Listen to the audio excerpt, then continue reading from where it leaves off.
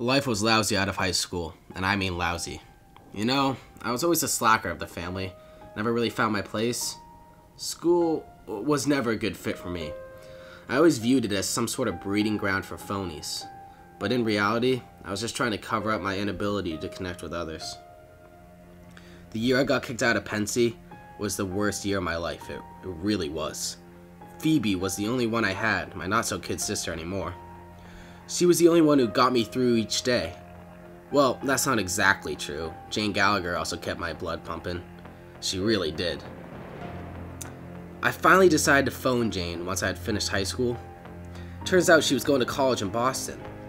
I thought it over and packed my bags. I was soon out of the apple and into the bean. Once I got into Boston, everything changed. I got a job at the local drugstore right down the block from my apartment. I still get a monthly check from my parents though to keep me afloat. But you asked me to describe a typical day in the life of Holden earlier, right? Well, here goes. Some days I wake up and feel great. Everything's moving just right for me.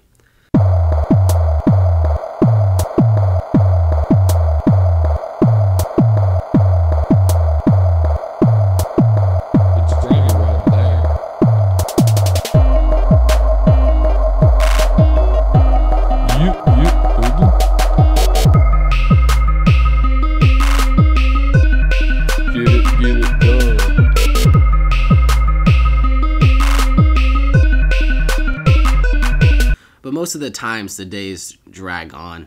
I only work part-time, so I have a lot of free time on my hands. I've been smoking a lot since I got here. It's been starting to make me feel pretty lousy, so I tried that thing called yoga. It was a load of garbage. So I started smoking again.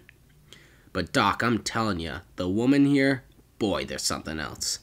I haven't seen so many lookers since peeking at Stradlater's magazines. But wherever there are good-looking women, there's bound to be some phonies and perverts. For example, the other day, I ran into some guy. I literally ran into him. It was his fault, though, so I called him out on it. Boy, he was a jerk. He popped me right in the face. My big mouth got me in trouble again. You know, I've noticed that when stuff like this happens, I tend to sit and watch life happen around me. People start to look like ants. They really do. It's almost like they're working for something or someone. Me? Well, I'm not really wanted or needed anywhere. But I didn't go here just to get a fresh start. I came here for Jane. I'm meeting her for a drink at 8 after this meeting. You know, I've been talking all this time, but I just want to know where the ducks go. Where did the ducks go, Doc? I'm going to have to stop you there. My good fellow, it appears our time has waned down to the last minute. The Martians are telling me that we should continue this discourse at a later date. I'm sorry, but I have more Earthlings waiting in the hallway. Oh, gee, it's getting rather dark in here. Let me give you some extra photons. Alright.